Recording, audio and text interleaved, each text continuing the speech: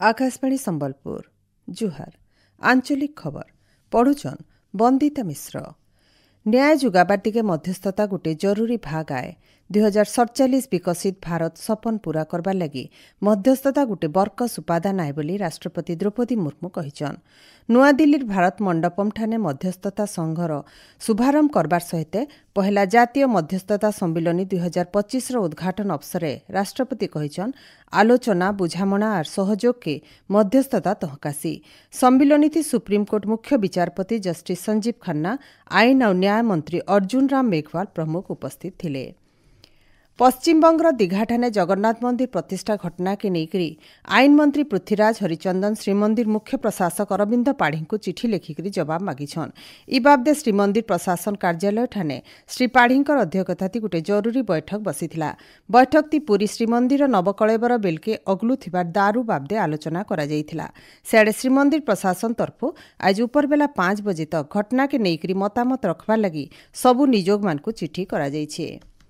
राज्य बढ़ती खरा के नजर थी रखिक आयबा काल भुवनेश्वर ठाने मुख्यमंत्री जन अभियोग शुणाणी बंद रहबा। आयबा शुणाणी तारीख गणमाध्यम जरिए लोक जनै दियाजिबा बोली साधारण प्रशासन और साधारण अभियोग विभाग तरफु सूचना दिया जायछे।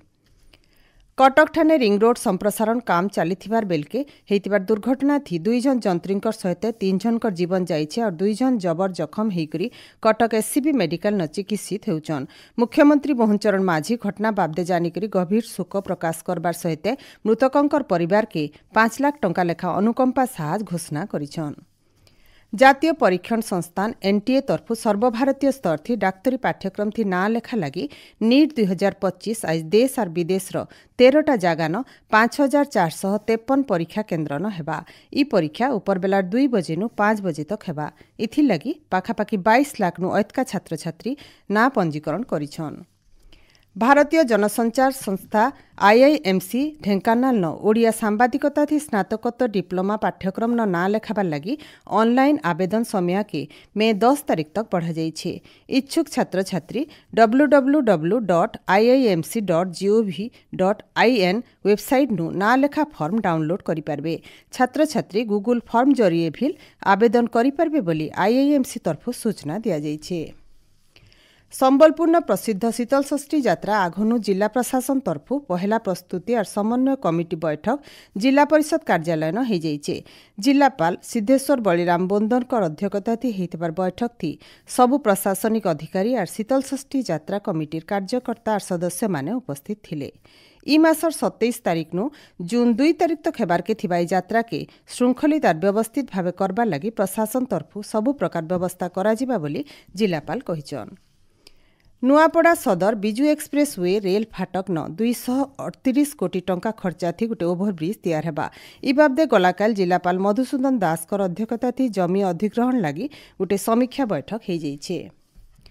भुवनेश्वर कलिंग स्टेडियम ठाने चलीथिबार Kalinga super cup football 2025 final match थी एफसी गोवा दल चैंपियन हेचे। एफसी गोवा जामशेदपुर एफसी दल के 3-0 गोल देकरी टाइटल हासिल करिछे। गलाकाल हेतिबार फाइनाल मैच थी उपमुख्यमंत्री कनकवर्धन सिंहदेव, पंचायतीराज मंत्री रविनारायण नायक, झारसुगुड़ा विधायक और ओडिशा फुटबॉल संघर सभापति टंकधर त्रिपाठी, मुख्य शासन सचिव मनोज आहूजा प्रमुख जोग देकरी विजेता दल के शुभेच्छा जनैथिले। इन जनै दिया जाई पारे जे गला एप्रिल 20 तारीख नु भुवनेश्वर कलिंग स्टेडियम ठाने इ टूर्नामेंट मूल होता। आयबा 7 तारीख नु बिहार ठाने 18 बछर नु कम खेलो इंडिया मूल हेबा। इथि लगी गलाकाल ओडिशा दल घोषणा करा जाइछे। 22 जनिया ओडिशा दल खेलाड़ी माने गलाकाल बिहार जाइछन। बरगढ़ जिलार भटली ब्लॉकर भिन्न भिन्न गाँ न गलाकाल हेतिबार जबर करामाड़ और वर्षा लगी बहुटे फसल नुकसान हेतिबार जना पड़िछे। धान चाष सहित पनीपरिबा चाष थी भिल बहुटे क्षयक्षति हेछि बोली आमर संवाददाता जनैछन। राज्य काल बैशाखीर बले तापमात्रा कमिछे। भुवनेश्वर आंचलिक पाणीपाग विज्ञान केन्द्र सूचना अनुसार आज राज्यर बड़भागी जगह न धुकागडी और घड़घड़ी संगे हालका नु मध्यम वर्षा हेपारे। सुंदरगढ़, मयूरभंज, केन्दुझर, बालेश्वर, मालकानगिरी, कोरापुट, गजपति और रायगड़ा जिला न जबर धुकागडी वर्षा चड़क और करा मारिपारे बोली पाणीपाग केन्द्र तरफु सतर्क सूचना जारी करिछे। आयबा 3-4 दिन तक पाग एंता लागी रहबा बोली पाणीपाग केन्द्र अनुमान करिछे। एचनीर आंचलिक खबर इन शेष होला। आर बेलार आंचलिक खबर सुनी पारबे राति 7:02 थी। जुहार।